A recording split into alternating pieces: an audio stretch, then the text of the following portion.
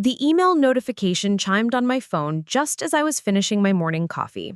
My hands trembled slightly as I read the subject line: Interview Invitation, Senior Project Manager Position, Nexus Technologies.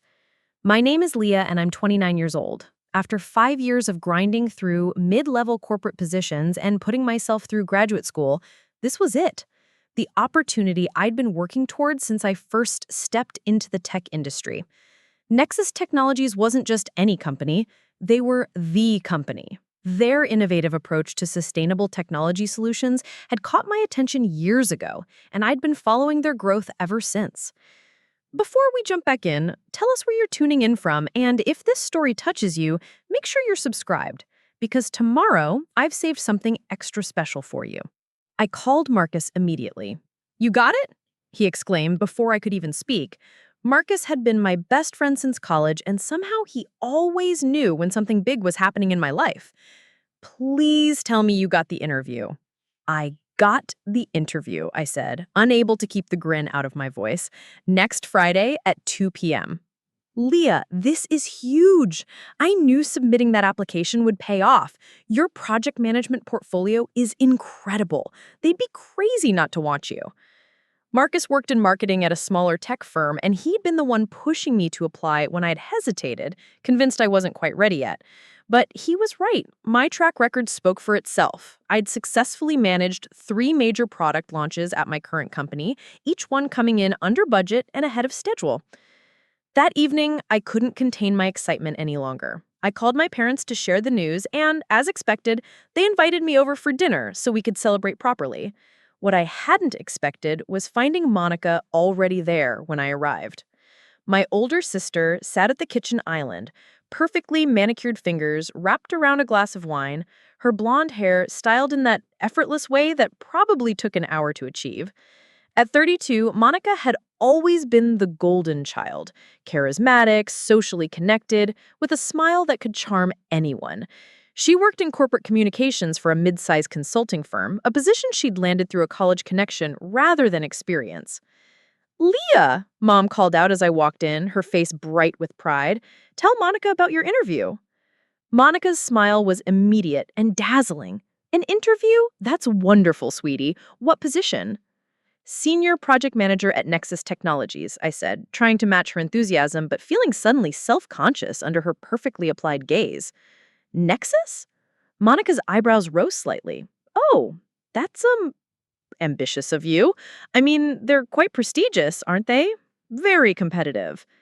"Leah's been preparing for this for months," Dad chimed in, setting down plates around the dining table.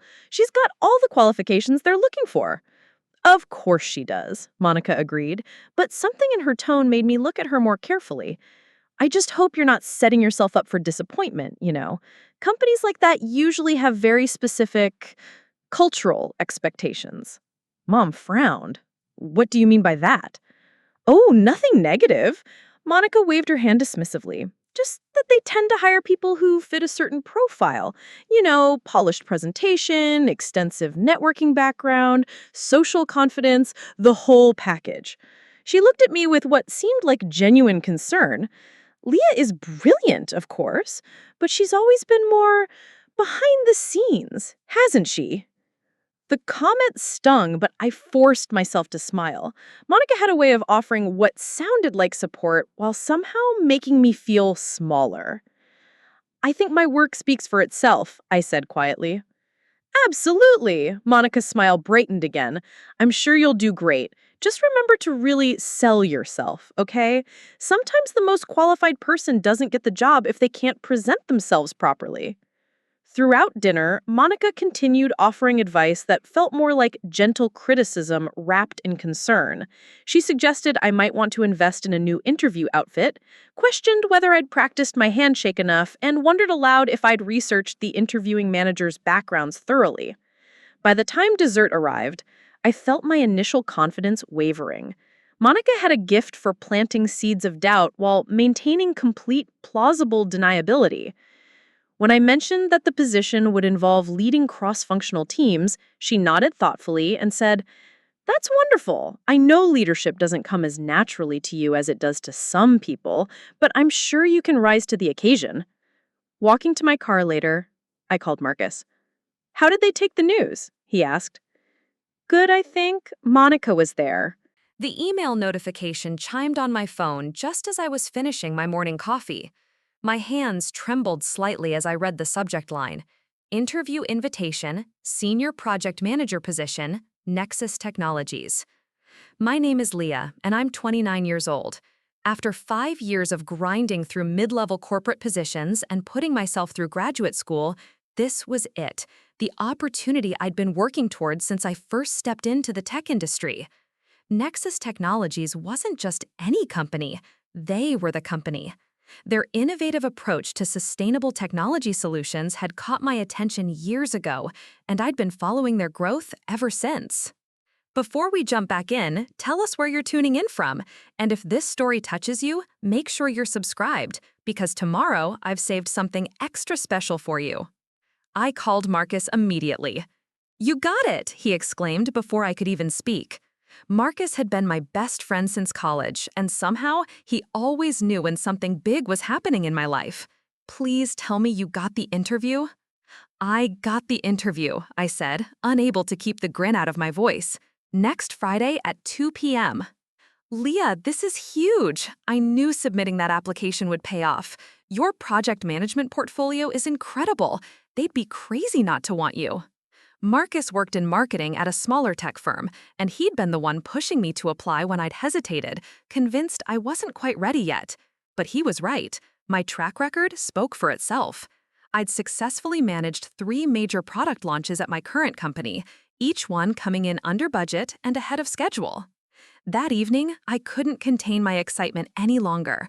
I called my parents to share the news, and as expected, they invited me over for dinner so we could celebrate properly. What I hadn't expected was finding Monica already there when I arrived. My older sister sat at the kitchen island, perfectly manicured fingers wrapped around a glass of wine, her blonde hair styled in that effortless way that probably took an hour to achieve.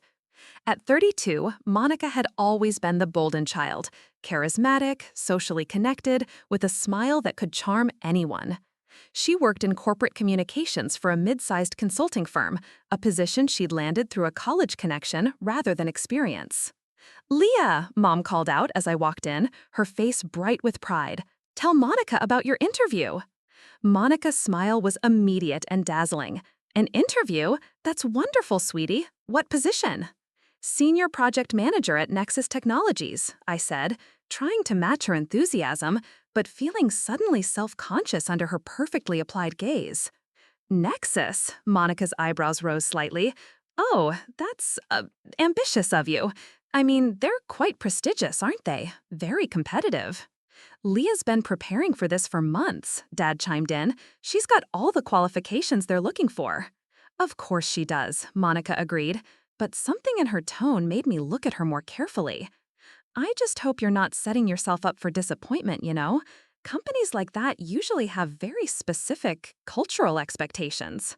Mom frowned. "What do you mean by that?" "Oh, nothing negative," Monica waved her hand dismissively. "Just that they tend to hire people who fit a certain profile. You know, polished presentation, extensive networking background, social confidence, the whole package." She looked at me with what seemed like genuine concern. "Leah's brilliant, of course, but she's always been more behind the scenes, hasn't she?" The comment stung, but I forced myself to smile. Monica had always had a way of offering what sounded like support while somehow making me feel smaller. "I think my work speaks for itself," I said quietly. "Absolutely," Monica's smile brightened again. "I'm sure you'll do great. Just remember to really sell yourself, okay? Sometimes the most qualified person doesn't get the job if they can't present themselves properly." Throughout dinner, Monica continued offering advice that felt more like gentle criticism wrapped in concern. She suggested I might want to invest in a new interview outfit, questioned whether I'd practiced my handshake enough, and wondered aloud if I'd researched the interviewing manager's backgrounds thoroughly. By the time dessert arrived, I felt my initial confidence wavering. Monica had a gift for planting seeds of doubt while maintaining complete plausible deniability. When I mentioned that the position would involve leading cross-functional teams, she nodded thoughtfully and said, "That's wonderful. I know leadership doesn't come as naturally to you as it does to some people, but I'm sure you can rise to the occasion. Walking to my car later, I called Marcus. How did they take the news? He asked. Good, I think. Monica was there. There was a pause. Let me guess. Supportive, but somehow managed to make you feel like crap? Marcus? Leah, I've watched her do this to you for years. She can't stand it when you succeed at something. Remember when you got that promotion last year? She spent the entire celebration dinner talking about how promotions at smaller companies don't really count. I sighed, leaning against my car. She's my sister. She wants what's best for me. Does she? Because from where I sit, it looks like she wants to keep you feeling small so she can feel big. I didn't respond, but Marcus's words echoed in my mind as I drove home. Monica had always been the star, homecoming queen, sorority president, the daughter my parents showed off to their friends. Maybe that's why her comments got to me. Deep down, I'd always wondered if I really measured up. But this interview was my chance to prove that I did. Nexus Technologies had called me, not because of connections or charm, but because of my work, my results, my qualifications. I spent the weekend preparing, researching the company's recent projects, reviewing my portfolio, and practicing answers to potential questions. By Friday morning, I felt ready, confident even. I had no idea that Monica was already 3 steps ahead of me. Monica stared at her laptop screen, her manicured fingers hovering over the keyboard. The Nexus Technologies website glowed before her, the Contact Us page open in one tab, LinkedIn profiles of their HR department in another. It had taken her exactly 27 minutes to find what she needed after Leah left dinner on Sunday night. Karen Walsh, Senior HR Manager, 7 years with the company, previously worked at 2 other major tech firms. Her LinkedIn showed she was meticulous about company culture and employee screening. Perfect. Monica opened a new email and began typing. Subject: Confidential concern regarding candidate Leah Morrison. Dear Miss Walsh, I hope this message finds you well. I'm writing regarding my sister, Leah Morrison, who I understand has an interview scheduled for the senior project manager position. While this is somewhat awkward for me personally, I felt it was my professional obligation to reach out. Monica paused, considering her approach. Too aggressive, and it would seem vindictive. Too subtle, and it might not have the desired effect. She needed to strike the perfect balance. Concerned family member reluctantly sharing important information. I want to be clear that I love my sister dearly, but I've witnessed some concerning behaviors in her professional life that I believe your team should be aware of before making a hiring decision. Leah has a history of taking credit for collaborative work and can become quite defensive when challenged. Additionally, she's struggled with team management in past roles, though she may not present it that way. I understand this puts you in a difficult position, and I want to emphasize that I'm not trying to sabotage my sister's career. However, given Nexus's reputation for excellence and collaborative culture, I felt it would be irresponsible not to share these concerns. If you'd like to discuss this further, I'm happy to provide more specific examples. I can also recommend an excellent alternative candidate, my colleague Jennifer Martinez, who has similar qualifications but exceptional interpersonal skills. Thank you for your discretion in this matter. Best regards, Monica Morrison, Senior Communications Specialist, Pinnacle Consulting Group. Monica read through the email twice, making small adjustments. The beauty was in the details, expressing reluctance, claiming to love Leah, offering an alternative candidate, and signing with her professional title to lend credibility.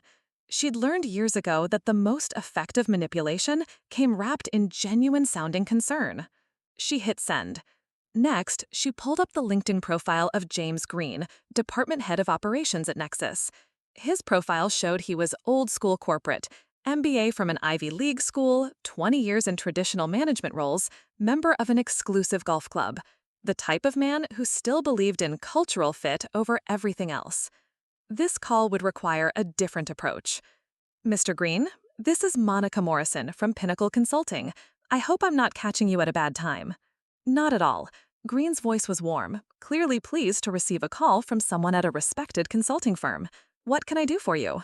Well, this is somewhat delicate, but I understand you're interviewing my sister for a project management role. I wanted to reach out because I genuinely care about your company's success, and I'm concerned about whether she's the right fit for Nexus's culture. Oh?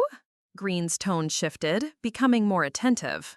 Don't get me wrong, Leah is family, and I love her, but she's always been more of a technical person than a people person, if you know what I mean. She tends to focus so intensely on processes that she sometimes misses the bigger picture of team dynamics and executive relationships. Monica paced her apartment as she spoke, warming to her performance. I've seen her struggle in situations that require finesse. She can come across as quite rigid, especially when working with senior management.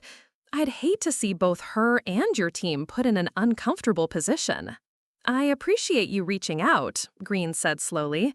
That's quite generous of you to share these concerns. I believe in doing what's right for everyone involved. Actually, I know someone who might be a much better fit, Jennifer Martinez. She's got similar technical qualifications, but really excels at the interpersonal aspects that are so crucial in your industry. I'd be happy to make an introduction if you're interested. That would be wonderful. Send me her information. After hanging up, Monica sat back in her chair, a satisfied smile playing on her lips. She'd planted the seeds perfectly. Not enough to completely derail Leah, but certainly enough to put doubt in the minds of the decision-makers. They'd go into the interview looking for problems instead of potential. Her phone buzzed with a text from Jennifer. "Thanks again for the Nexus referral. I can't believe they want to interview me so quickly. You're the best." Monica typed back, "So excited for you. You deserve this opportunity." The irony wasn't lost on her. Jennifer was a decent candidate, but nowhere near as qualified as Leah. She'd started in project management only 2 years ago and had never handled anything close to the scope of projects Leah managed daily. But Jennifer was polished, charming, and most importantly, grateful to Monica for the opportunity. Monica opened her calendar and scheduled lunch with Jennifer for tomorrow. They'd need to discuss strategy for the interview, making sure Jennifer emphasized all the right cultural elements that would appeal to someone like Green. Monica would coach her on talking points that would highlight her collaborative spirit and emotional intelligence, buzzwords that men like Green ate up when they wanted to justify hiring someone less qualified. The plan was elegant in its simplicity. Leah would walk into that interview confident in her abilities, unaware that she'd already been undermined. Even if she performed well, the seeds of doubt would be there, making the hiring managers second-guess every answer, every gesture, every moment of hesitation. Monica had learned long ago that success wasn't just about being good at what you did, it was about controlling the narrative around what you did.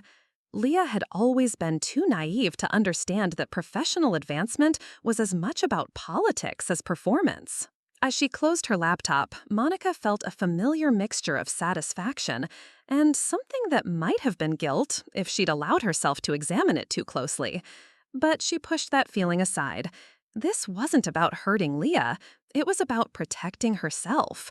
In a world where there were only so many opportunities for success, sometimes you had to make sure you got yours first. Her phone rang. It was their mother. "Monica, honey, I keep thinking about dinner the other night. Do you really think Leah isn't ready for such a big opportunity?" "Oh, Mom," Monica sighed, injecting just the right amount of concern into her voice. "I hope I'm wrong. I really do. I just worry that she might be setting herself up for disappointment. Companies like Nexus, they have very high standards for the complete package, you know? Maybe you could give her some advice, help her prepare?" "Of course," Monica said smoothly. "I'll call her tonight." After hanging up, Monica smiled to herself. Even better, now she could offer Leah additional helpful advice that would further undermine her confidence while maintaining the facade of sisterly support. The game was already won. Leah just didn't know it yet. I stood in front of the mirrored elevator doors, smoothing down my navy blazer one final time. The Nexus Technologies building stretched 42 floors above downtown, its glass facade reflecting the afternoon sun. Everything about it screamed success, innovation, ambition, everything I'd been working toward. My portfolio case felt solid and reassuring in my hand. Inside were 5 years of documented successes, project timelines that beat deadlines, budgets that came in under forecast, team satisfaction surveys that consistently rated my leadership as excellent or outstanding. The numbers don't lie, and today they would speak for themselves. The elevator dinged softly as it reached the 35th floor. Through the glass doors of the reception area, I could see the Nexus logo etched in brushed steel behind a sleek reception desk. The space was modern but warm, exactly the kind of environment where I could see myself thriving. Leah Morrison, I told the receptionist, who smiled professionally and gestured toward a seating area filled with contemporary furniture and magazines about technology innovation. I'd barely settled into one of the chairs when a woman in her mid-40s approached, her expression carefully neutral. Ms. Morrison, I'm Karen Walsh, Senior HR Manager. Thank you for coming in today. Karen's handshake was firm, but something in her eyes seemed guarded as she led me down a hallway lined with awards and company achievement plaques. I tried to shake off the feeling that she was studying me more intently than seemed normal for a first meeting. Preparing and narrating this story took us a lot of time, so if you are enjoying it, subscribe to our channel. It means a lot to us. Now, back to the story. We'll be meeting in Conference Room B, Karen said, opening a door to reveal a glass-walled room where 2 men were already seated. This is James Green, our Department Head of Operations, and Daniel Martinez, Senior Director of Strategic Development. Daniel stood immediately, extending his hand with a warm smile. Leah, it's great to meet you. I've been looking forward to this conversation. Your portfolio was impressive. James Green rose more slowly, his handshake brief and his smile not quite reaching his eyes. Ms. Morrison, please have a seat. As I settled into my chair, I noticed Karen pulling out a notepad and clicking her pen with what seemed like unusual intensity. Green arranged some papers in front of him, and I caught a glimpse of what looked like an email printout before he turned it face down. Let's start with you telling us about your experience managing cross-functional teams, Daniel said, leaning forward with genuine interest. I launched into my practiced response, describing how I'd led the product launch for our company's flagship software update, coordinating between engineering, marketing, sales, and customer service departments. I walked them through the challenge of aligning different departmental priorities and how I'd created a communication framework that kept everyone informed and accountable. Daniel nodded appreciatively, asking follow-up questions about specific metrics and methodologies. But I noticed Green checking his phone and Karen scribbling notes that seemed far more extensive than my answers warranted. That's very interesting, Green interjected. Tell me, how do you handle situations where team members feel you're taking credit for their contributions? The question hit me like a slap. I'm sorry? It's a common issue in project management, Green continued, his tone casual but his eyes sharp. Team members sometimes feel that project managers claim ownership of collaborative successes. How do you ensure that doesn't happen? I felt my confidence falter for a moment before regrouping. I make it a point to publicly recognize individual contributions in all project communications. In fact, my year-end reviews consistently note that team members appreciate how I highlight their specific achievements. Karen looked up from her notepad. We've heard that recognition can sometimes feel performative. How do you ensure it's genuine? The question felt like a trap, phrased in a way that assumed I'd been accused of being disingenuous. I'm not sure I understand what you mean by performative, I said carefully. When I recognize someone's contribution, it's because they've genuinely contributed something valuable. Green leaned back in his chair. Let me ask you this. Have you ever had feedback from colleagues about being defensive when your decisions are questioned? My heart started pounding. These weren't standard interview questions. They were targeted, specific, as if they were responding to particular allegations. I welcome feedback, I said, working to keep my voice steady. I believe the best decisions come from incorporating multiple perspectives. But how do you handle it when that feedback challenges your authority as a project leader? Karen pressed. Authority isn't about avoiding challenges, I replied, drawing on years of experience managing difficult situations. It's about creating an environment where people feel safe to voice concerns, and then working together to address them constructively. Daniel shifted in his chair, and I caught him glancing at Green with what looked like confusion. Leah, can you walk us through a specific example of a time when you had to manage conflicting priorities between departments? Grateful for a straightforward question, I described a situation where engineering wanted more development time while marketing needed to meet a pre-announced launch date. I explained how I'd facilitated compromise meetings, developed contingency plans, and ultimately delivered the project on time while maintaining quality standards. Impressive problem solving, Daniel said, making notes. How did you keep team morale up during what must have been a stressful period? But before I could answer, Green cut in again. Did any team members express concerns about your management style during that project? I stared at him, completely thrown. No, actually, the opposite. The project team submitted a group letter to my supervisor recommending me for a leadership award. That's unusual, Karen murmured, making another note. The rest of the interview continued in the same vein. Every time Daniel or Karen asked a normal question about my experience or qualifications, Green would follow up with something that felt like an accusation dressed as inquiry. By the time we wrapped up, I felt like I'd been defending myself against charges I didn't understand, rather than showcasing my abilities. "We'll be in touch within the next few days," Karen said as she walked me to the elevator. Her tone was polite but distant. I made it to my car before the shaking started. Sitting in the parking garage, I replayed every moment of the interview, trying to understand what had gone wrong. My answers had been solid, my examples relevant and compelling, but something had been off from the moment I walked into that room, as if they'd already made up their minds about me before I ever opened my mouth. My phone buzzed. "Marcus. How did it go? Are you celebrating yet?" I stopped, not sure how to explain what I'd just experienced. "I think someone sabotaged me." "What do you mean?" They asked questions like they'd been told I was difficult to work with, like they were looking for confirmation of specific problems with my leadership style. "Marcus, they weren't evaluating me. They were looking for evidence to support conclusions they'd already drawn." There was a long pause. "Leah, who knew about this interview?" "Just you, my parents, and..." The realization hit me like a physical blow. "Oh God, Monica." "That bitch," Marcus said flatly. "I'm going to kill her."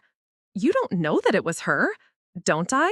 "Leah, think about it. Someone fed them very specific concerns about your management style, your defensiveness, your relationship with team members. Who else would know exactly what buttons to push?"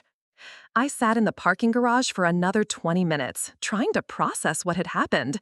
3 days later, the rejection email arrived. Polite and generic, thanking me for my time and wishing me well in my career endeavors. I didn't cry. Instead, I felt something harder and more dangerous settling in my chest. A cold understanding that my own sister had deliberately destroyed the opportunity I'd worked years to achieve. What I didn't know yet was that this betrayal would ultimately lead to something far better than I could have imagined. But that realization was still months away.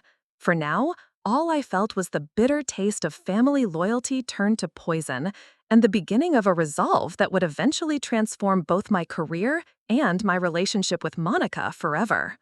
Marcus showed up at my apartment with Chinese takeout and a laptop bag, his expression grim.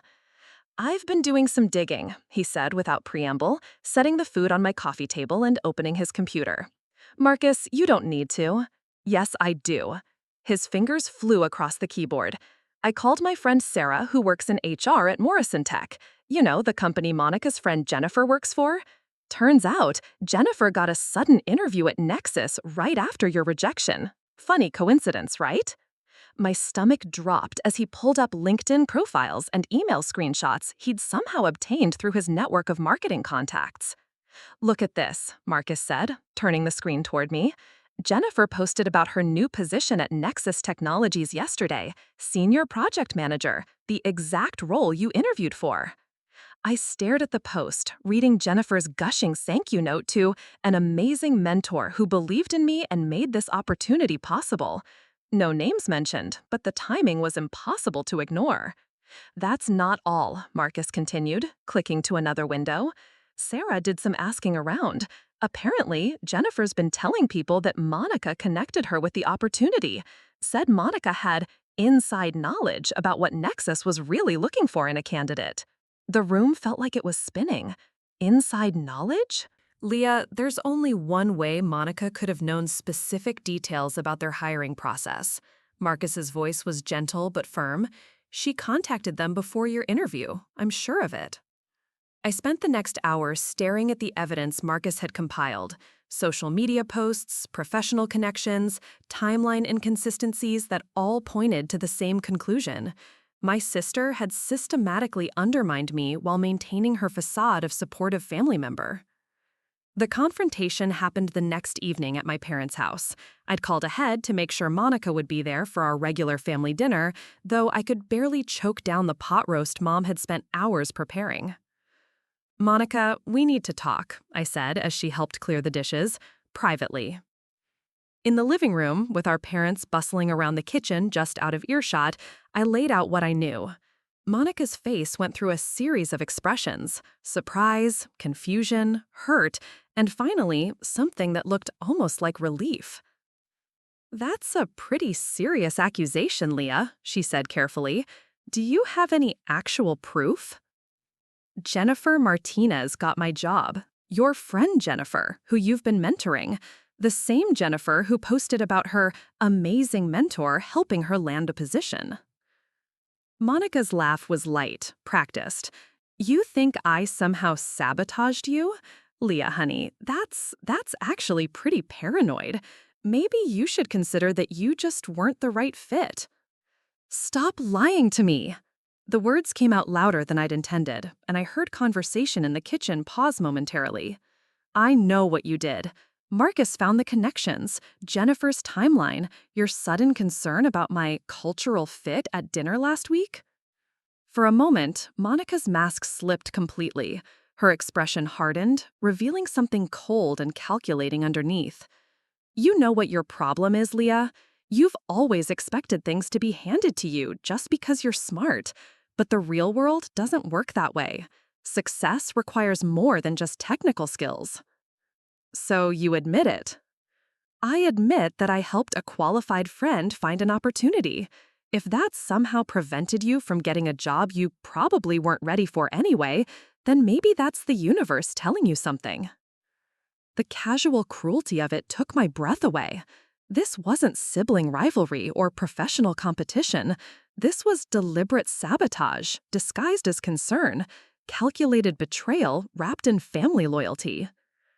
Our parents chose that moment to join us, Mom carrying coffee and Dad settling into his favorite chair with satisfied smile. "What are you two discussing so seriously?" Mom asked, settling beside Monica on the couch. I looked at my sister, who was already rearranging her features into an expression of wounded innocence. "Monica sabotaged my job interview," I said simply. The silence stretched uncomfortably before Dad cleared his throat. "That's quite an accusation, Leah." "Monica helped her friend get the position I interviewed for. She contacted the company beforehand and fed them negative information about me." Monica's eyes filled with tears, actual tears that I might have believed genuine if I hadn't just seen her cold calculation moments before. "I can't believe you'd think that of me," she said, her voice breaking perfectly. "I love you, Leah. I would never hurt you like that." "Monica," Mom said gently, reaching for her hand, "of course you wouldn't." Dad's expression grew stern as he looked at me. "Leah, your sister has always supported your career. This sounds like you're looking for someone to blame for a disappointment." "But she—" "Sometimes things don't work out the way we hope," Mom interrupted, her voice taking on that patient tone she'd used when I was a child throwing tantrums. "That doesn't mean we should lash out at family." I sat there, watching my parents comfort Monica while treating me like a jealous child making wild accusations. The betrayal was complete, not just from Monica, but from the people who were supposed to protect and believe in me. "I think I should go," I said quietly. "Leah, don't leave like this. Dad called after me, but his tone suggested I was the one being unreasonable. In my car, I called Marcus. "You were right," I said when he answered. "About everything." "I'm sorry," he said simply. "What happened?" She admitted it, but only to me. Then she cried and played victim when our parents came in. They think I'm being paranoid and cruel. Jesus, Leah, I'm so sorry. I drove home through streets blurred by tears I refused to let fall completely. Monica had won this round, but something hard and determined was crystallizing in my chest. She'd underestimated one crucial thing about me. I didn't give up. I never had. I just needed to figure out how to move forward when the people who were supposed to love me most had chosen to believe a lie over the truth. 3 weeks after the confrontation, I was working late in my current office, trying to lose myself in spreadsheets and project timelines when my phone rang. The caller ID showed a number I didn't recognize, but something made me answer anyway. "Leah Morrison, this is Daniel Martinez from Nexus Technologies." My heart stopped. Daniel had been the one friendly face during my disastrous interview, the only person who'd seemed genuinely interested in my qualifications rather than whatever narrative Monica had fed them. "Mr. Martinez," I managed, my voice steadier than I felt. "How can I help you?" "Please, call me Daniel. I'm calling because I've been thinking about our interview and I wanted to reach out about a different opportunity that's come up." I gripped the phone tighter. "I'm sorry, but I'm not sure I understand." "There was something about that interview that didn't sit right with me," Daniel said, his voice careful but warm. "The questions, the tone, it felt like we were responding to information rather than getting to know you as a candidate. I've since learned that we received some concerning communications about you before the interview, but after doing my own research, I have serious doubts about their validity." My breath caught. "What kind of research?" "I called 3 of your former colleagues, including your previous supervisor. Every single person I spoke with described you as an exceptional project manager with outstanding leadership skills and unquestionable integrity. One of them specifically mentioned how you always make sure team members get credit for their contributions." The relief was so intense it made me dizzy. Someone had finally bothered to check the truth instead of accepting Monica's lies at face value. "Leah, I've been in this business for 15 years, and I've learned to trust my instincts about people. My instincts told me we made a mistake. So when a position opened up in our strategic development department, I immediately thought of you." "What kind of position?" "Senior project analyst, reporting directly to me. It's not exactly the same role you originally interviewed for, but it would involve leading cross-functional initiatives and have significant growth potential. The salary is comparable, and frankly, I think you might find the work more challenging and rewarding." I sat in stunned silence for a moment, afraid to hope. "Why would you do this, after everything that happened?" Daniel's laugh was warm. "Because I believe in hiring the best people, regardless of politics or personality conflicts. And because I have a feeling that whoever tried to sabotage you is going to regret it eventually." He explained that the role would involve working on strategic partnerships and process optimization, exactly the kind of high-level project management that excited me most. The team was small but influential, working directly with senior leadership on company-wide initiatives. "There's just one thing," Daniel added. "The person who got the original position you interviewed for, Jennifer Martinez, she's actually struggling quite a bit. It's becoming clear that she wasn't as qualified as her references suggested. James Green, who championed her hire, is having to provide extensive additional oversight." My professional instincts kicked in despite my personal feelings. "What kind of struggles?" "Timeline management, stakeholder communication, team coordination, the fundamental skills we need in that role. It's creating some tension in the department." I thought about Jennifer, who was probably in over her head through no real fault of her own. Monica had used her just as much as she'd used me, setting her up for a role she wasn't prepared for. "When would you need an answer?" I asked. "Take your time to think about it, but I'm hoping we can get you started within the next 2 weeks. I'll send over the official offer letter tomorrow." After hanging up, I sat in my empty office for a long time, trying to process what had just happened. 6 months ago, I'd thought Monica had destroyed my biggest career opportunity. Instead, she'd accidentally connected me with someone who recognized my value and was offering me something potentially even better. I called Marcus immediately. "Holy shit," he said after I explained. "This is incredible, Leah. This is karma coming around. I almost can't believe it's real." Believe it. You deserve this. And you know what the best part is? What? Monica has no idea. She thinks she won, but she actually set up her own downfall. Jennifer's failure reflects on Monica's judgment, and now you're going to be working at the company she tried to keep you out of.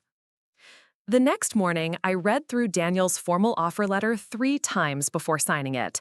The role was everything he'd described: challenging, influential, with clear advancement opportunities. More importantly, it felt like a place where I could finally use my skills without worrying about office politics or family sabotage. 2 weeks later, I walked into the Nexus Technologies building for my first day, this time as an employee rather than a hopeful candidate.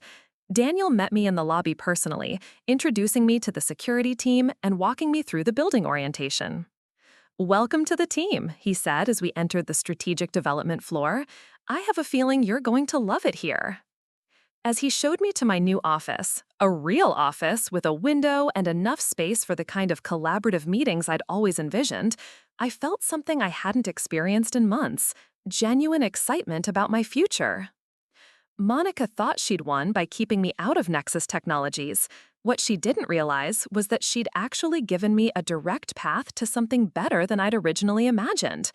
And unlike Jennifer, who'd gotten her position through manipulation and connections, I'd earned mine through merit and the recognition of someone who valued competence over politics. The irony was delicious, but I was too professional to gloat. Instead, I focused on preparing for the challenges ahead, completely unaware that Monica was about to receive some very surprising news about changes happening within her own company. 6 months into my role at Nexus, I was thriving in ways I hadn't expected.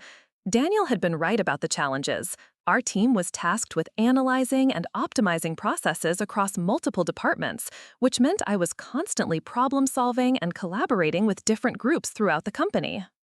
My first major success came when I identified inefficiencies in the product development pipeline that were costing the company nearly $200,000 in delayed launches. The solution required coordinating between engineering, marketing, and operations, exactly the kind of cross-functional leadership I'd been developing for years. "Excellent work on the pipeline analysis," Daniel told me during our monthly review, sliding a printed report across his desk. "Senior leadership is impressed. They want you to present your findings to the executive team next week." I felt a rush of pride as I scanned the summary. The metrics spoke for themselves: timeline improvements, cost savings, increased team satisfaction scores. This was what I'd always known I could accomplish given the right opportunity. "There's something else," Daniel continued, his expression becoming more serious. "The company is undergoing some restructuring. We're consolidating several departments and creating new leadership hierarchies." "What does that mean for our team?" "Good things for you, I think. They're looking to promote someone from strategic development to a senior management role, overseeing project management across 3 departments. I've recommended you for the position." My heart pounded. A senior management role would mean leading teams of project managers, having real influence over company-wide initiatives, and the kind of authority I'd been working toward my entire career. "The interview process is mostly a formality," Daniel added. "Your track record here speaks for itself. But there is one interesting development you should know about." He paused, seeming to choose his words carefully. "Jennifer Martinez, who took the role you originally interviewed for, has been transferred to a different department. It wasn't working out in operations." I felt a complicated mix of vindication and sympathy. What happened? "Timeline management issues, mostly. She's a bright person, but she didn't have the experience for that level of responsibility. James Green fought to keep her, but the results were undeniable." "Where was she transferred to?" Daniel's expression grew carefully neutral. "She's being moved to corporate communications, actually. They're restructuring that department too, bringing in some external consultants to help with transition management." It took me a moment to process the implication. Corporate communications, where Monica works. I wouldn't know about that, Daniel said diplomatically, but something in his eyes suggested he knew exactly who Monica was and what she'd done. Over the next week, as I prepared for my promotion interview, I couldn't shake the feeling that fate was orchestrating something larger than my individual career advancement. The pieces were falling into place in ways that felt almost too coincidental to be random. My presentation to the executive team went flawlessly. I walked them through not just the pipeline optimization project, but a comprehensive analysis of how similar approaches could improve efficiency across the entire organization. The questions they asked were thoughtful and engaged, focusing on implementation strategies rather than searching for problems. "When can you start in the new role?" asked Sarah Chen, the Chief Operations Officer, as the meeting concluded. "Whenever you need me," I replied, trying to contain my excitement. "Excellent. We'll have the official announcement next week, but consider this your informal acceptance. Welcome to senior management, Leah."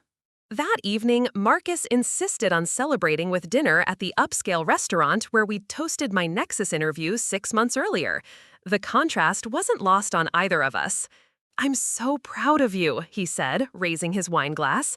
"You took Monica's worst betrayal and turned it into your biggest triumph." "It's not about Monica anymore," I said, and realized I meant it. "This is about building something I'm genuinely excited about." "Speaking of Monica," Marcus said, his expression shifting to something more mischievous, "have you heard about the restructuring at Pinnacle Consulting?" I shook my head, focused on cutting my steak. "They're bringing in external management consultants to overhaul their entire communications department. Apparently, there were some concerns about judgment and professional conduct." I looked up sharply. "What kind of concerns?" "Let's just say that when Jennifer started struggling at Nexus, some people began asking questions about how she got the position in the first place. Word travels fast in professional circles, especially when someone's personal connections start backfiring." A cold realization washed over me. Monica's in trouble. Not just trouble. From what I heard through the grapevine, Pinnacle is seriously reconsidering their entire communications leadership structure. Something about maintaining professional integrity and avoiding conflicts of interest. I set down my fork, processing this information. Monica's machinations hadn't just failed, they were actively damaging her own career as the truth about her manipulation started surfacing. "There's more," Marcus continued. "Remember how she told Jennifer she had inside knowledge about what Nexus wanted? Well, when Jennifer couldn't perform, people started wondering where that inside knowledge came from and why it was so wrong." The poetic justice was almost overwhelming.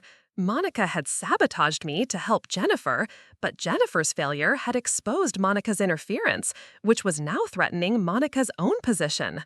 "I should feel vindicated," I said slowly. "But you don't?" "I feel tired of it all. I just want to focus on doing good work and building something meaningful."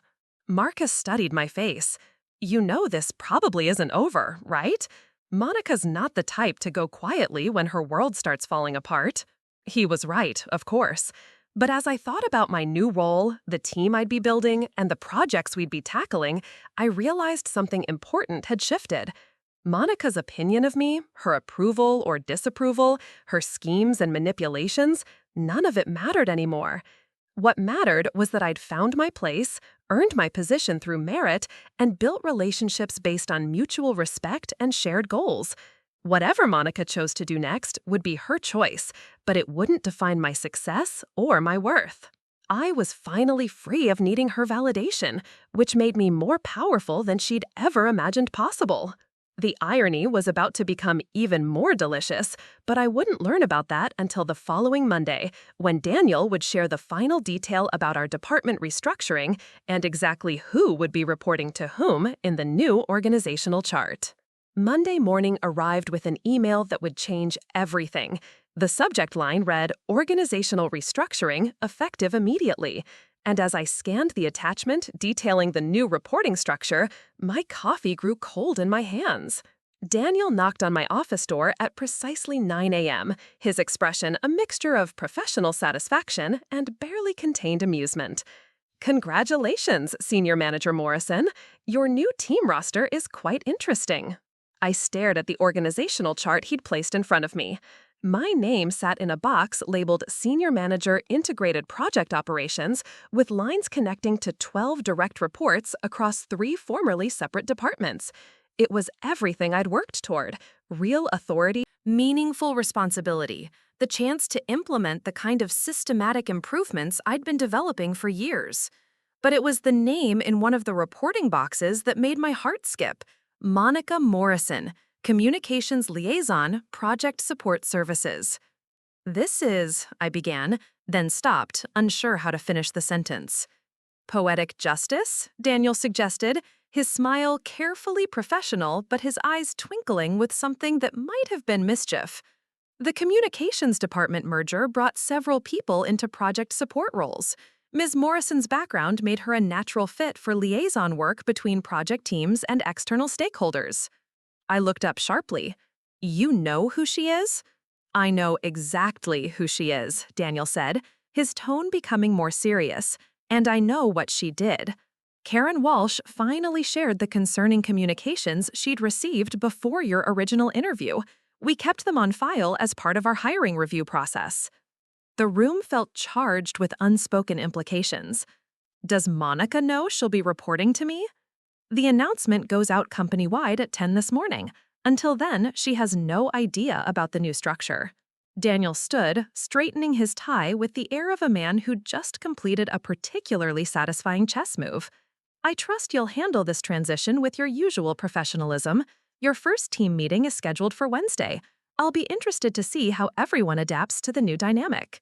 After he left, I sat staring at the org chart, trying to process the magnitude of what had just happened. 6 months ago, Monica had sabotaged my interview for a mid-level position. Now I was her direct supervisor, responsible for her performance reviews, her project assignments, her professional development. The universe apparently had a sense of irony.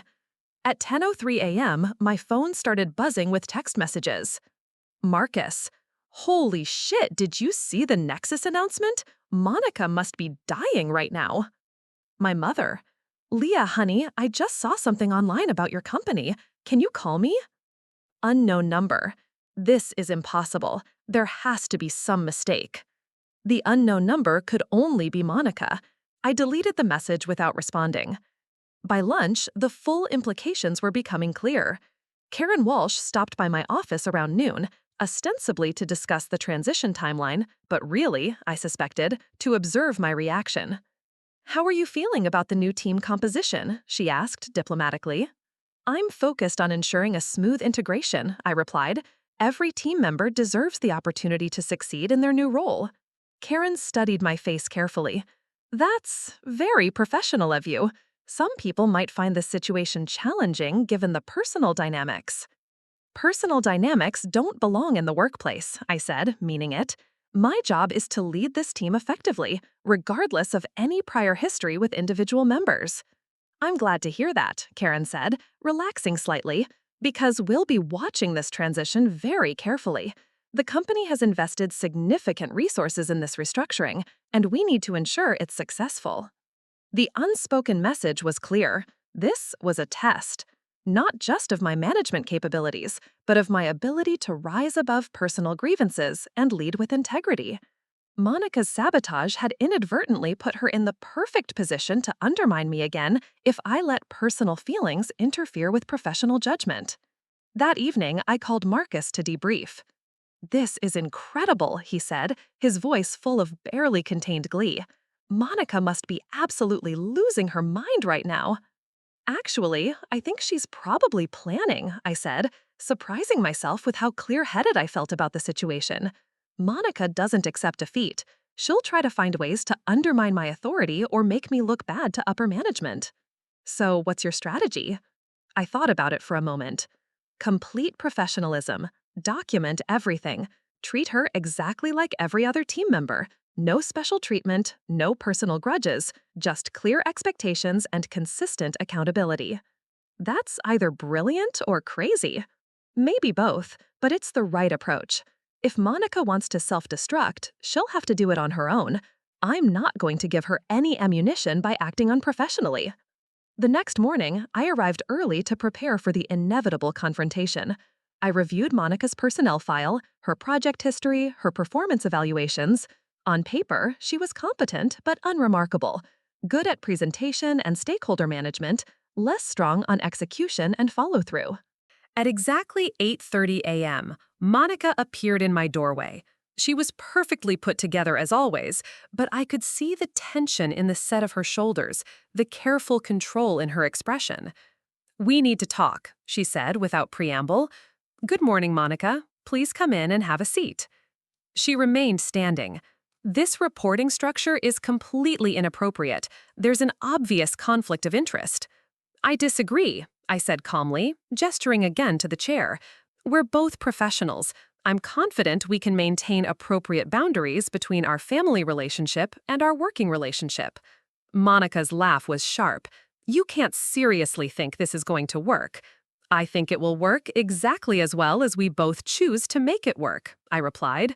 "Your success in this role depends on your performance, just like every other team member. I'm here to support that success." For a moment, Monica's mask slipped, and I saw something desperate underneath. She'd expected anger, vindictiveness, or at least some acknowledgement of the personal dynamic. My professional calm was clearly not what she'd prepared for. "This isn't over," she said quietly, turning to leave. "Monica," I called after her, "the team meeting is Wednesday at 9 a.m. I'll need your current project status report by Tuesday afternoon." She didn't respond, but the rigid set of her shoulders told me everything I needed to know. Monica had declared war, but this time she was fighting on my territory, under my rules. The next few weeks would determine whether she'd finally learned the difference between professional competence and personal manipulation. Based on everything I knew about my sister, I wasn't optimistic about her ability to adapt.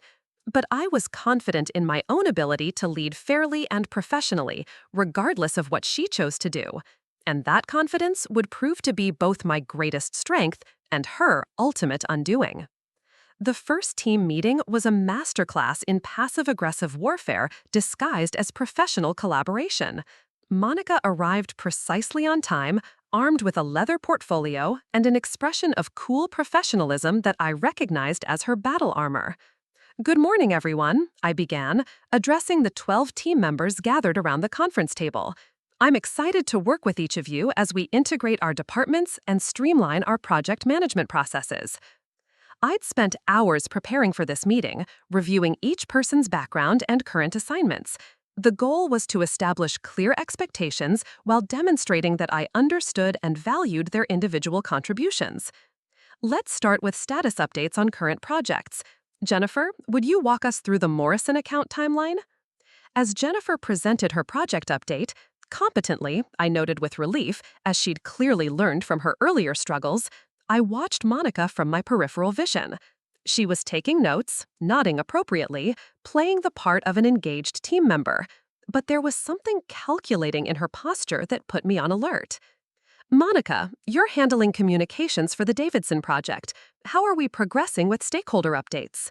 "Actually," Monica said, her voice perfectly measured, "I've identified some concerning gaps in our current communication strategy that I think need to be addressed at a senior level before we proceed." The room went quiet. It was a carefully crafted statement designed to sound professional while implying that my leadership was already creating problems.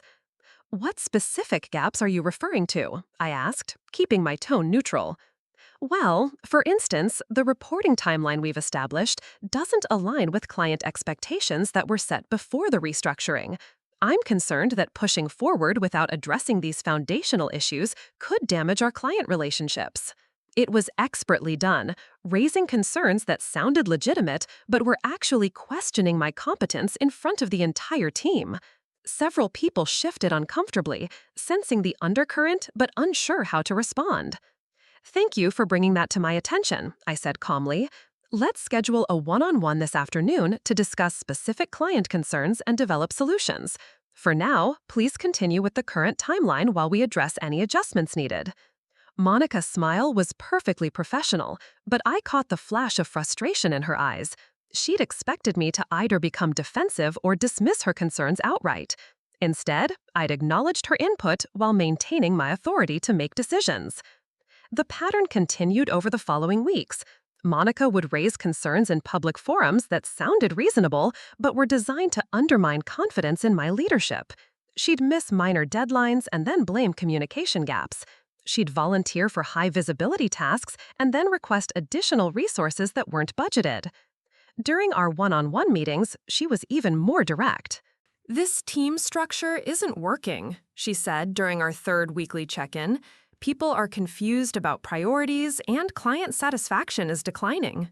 "Do you have specific metrics to support that assessment?" I asked, pulling up my laptop, because the data I'm seeing shows improved timeline adherence and increased stakeholder satisfaction scores across all current projects. Monica's jaw tightened. "Numbers don't tell the whole story, Leah. There are concerns about leadership style and team dynamics that won't show up in your spreadsheets. Are you raising a formal complaint about my management approach?" "I'm sharing observations that I think are important for the team's success."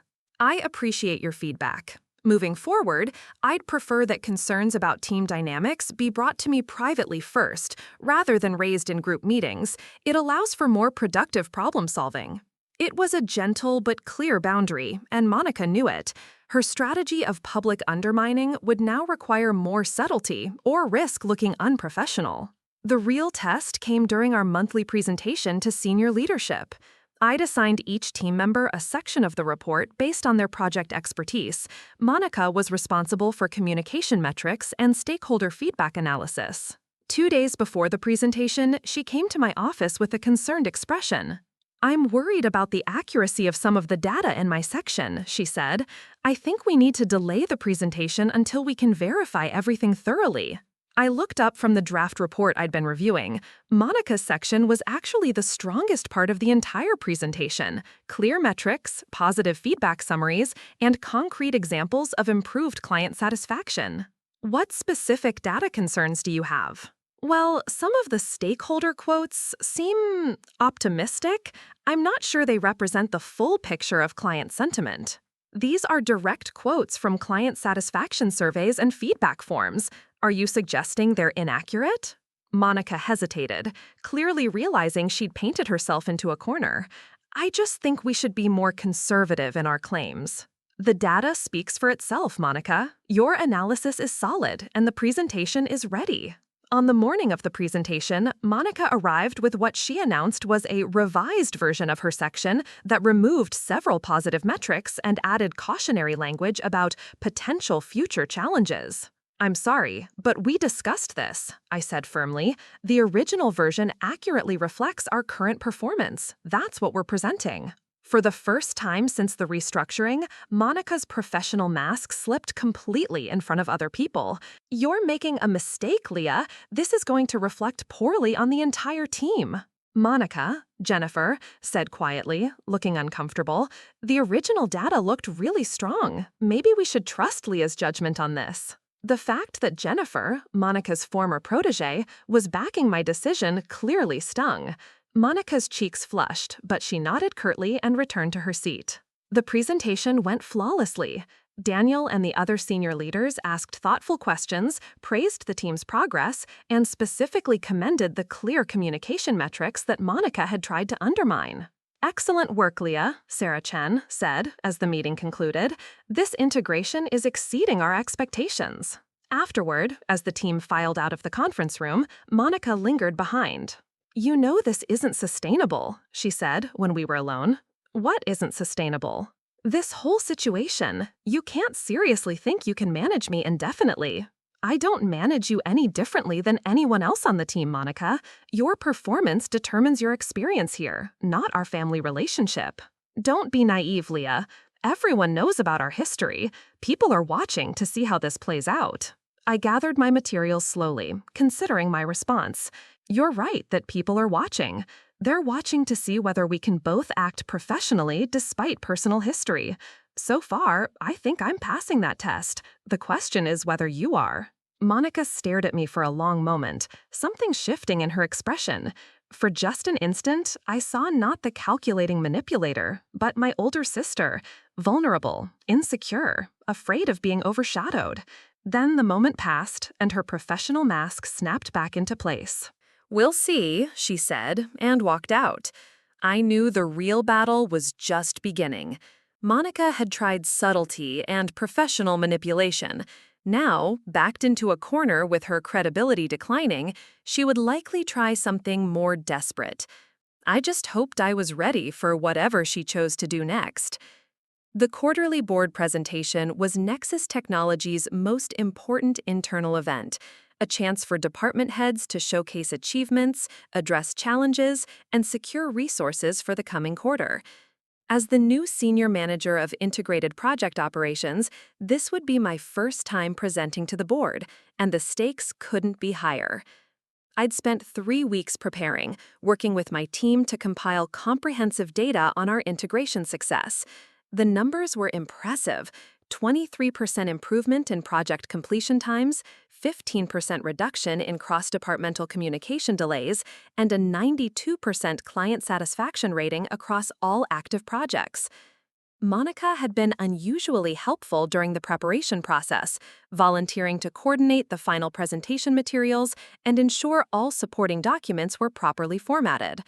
Her sudden cooperation should have been a red flag, but I was focused on delivering a presentation that would establish my credibility with the board.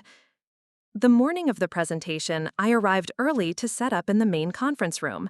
The board members filed in at exactly 9 a.m. Sarah Chen, Daniel Martinez, 3 external board members, and CEO Michael Thornton. James Green, relegated to a smaller role since Jennifer's failed tenure under his leadership, sat along the wall with other departmental observers. "Good morning," I began, clicking to my opening slide. "I'm pleased to present our quarterly report on the Integrated Project Operations Initiative." I moved through the first half of the presentation smoothly, covering our integration timeline, methodology, and initial challenges. The board members asked engaged questions, and Daniel nodded approvingly as I detailed our systematic approach to process optimization. Then I reached the section on communication improvements, Monica's area of expertise. "As you can see from these metrics," I said, clicking to the next slide, "our new communication protocols have significantly reduced interdepartmental delays." I stopped. The slide showed different data than what I'd reviewed the night before. Instead of our actual improvement statistics, the screen displayed a graph showing marginal gains, with a note highlighting ongoing challenges in stakeholder management. Keeping my voice steady, I continued, "I apologize, but it appears we have a technical issue with the presentation materials." I tried to advance to the next slide, but found similar modifications throughout Monica's section. My carefully compiled success metrics replaced with more conservative assessments that downplayed our achievements. "Perhaps I could step in to clarify the communication data," Monica said from her seat in the back of the room, standing with a concerned expression. My heart pounded as I realized what was happening. Monica had modified the presentation file, then positioned herself to rescue the situation by presenting the corrected information, effectively taking credit for the work while making me look unprepared. "That won't be necessary," I said firmly, pulling out my laptop. But as I tried to access my backup materials, I discovered that Monica had been thorough. She'd somehow modified multiple versions of the presentation, each showing her more conservative interpretation of our success metrics.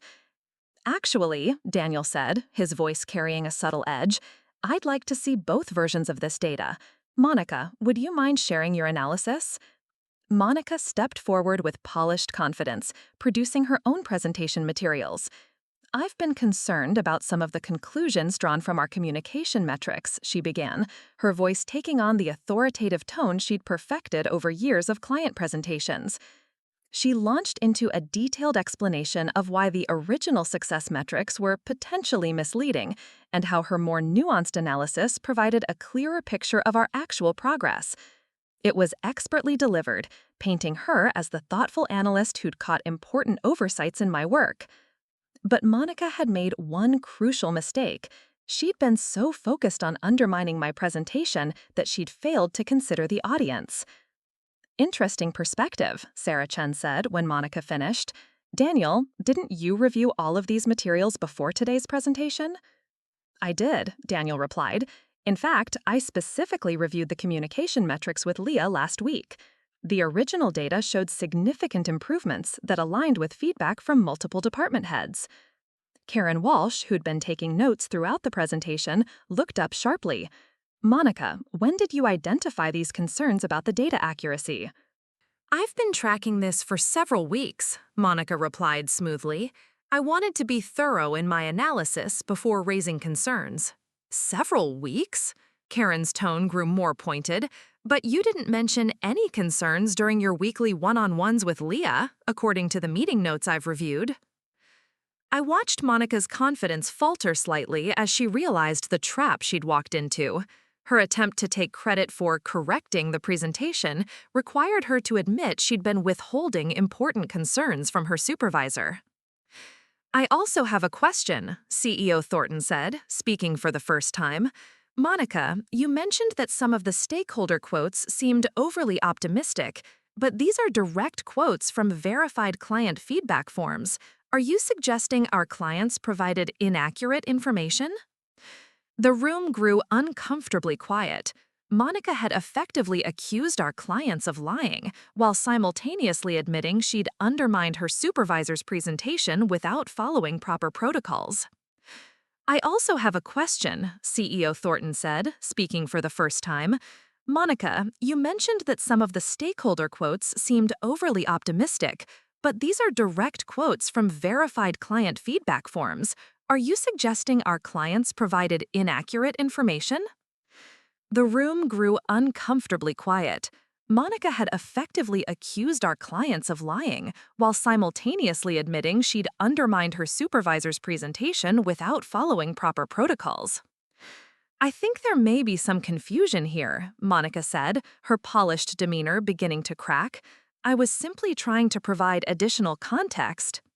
By modifying presentation materials without authorization? Daniel's voice was sharp now, his diplomatic facade dropping.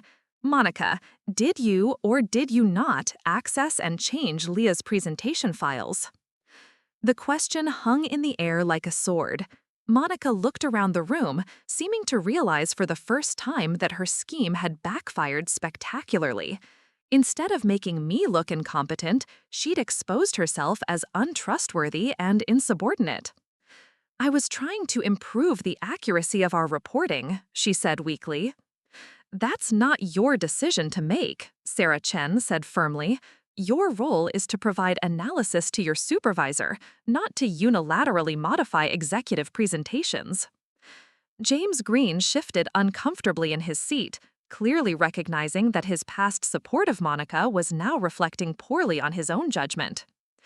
The meeting concluded with Daniel requesting that I provide the original presentation materials for proper review, while Karen scheduled an immediate meeting with Monica to discuss protocol violations and professional conduct concerns. As the board members filed out, several stopped to commend the work that had been evident in my original presentation, despite Monica's sabotage attempt. Impressive recovery, CEO Thornton told me quietly. Professional leadership means handling unexpected challenges with grace. You demonstrated that today.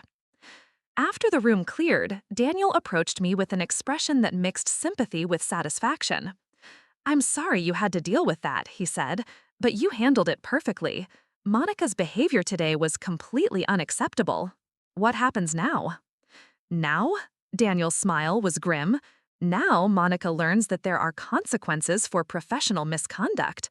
Karen will handle the disciplinary process, but I suspect this incident will be career-defining for her, and not in the way she intended.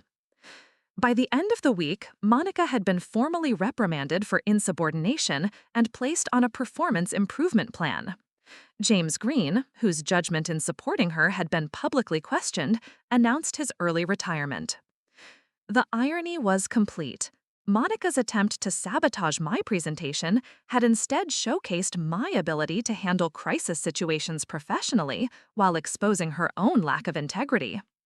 She'd finally achieved the career destruction she'd been trying to inflict on me, only she'd done it to herself. As I cleaned up my office that Friday evening, I reflected on how far we'd both come since that first failed interview.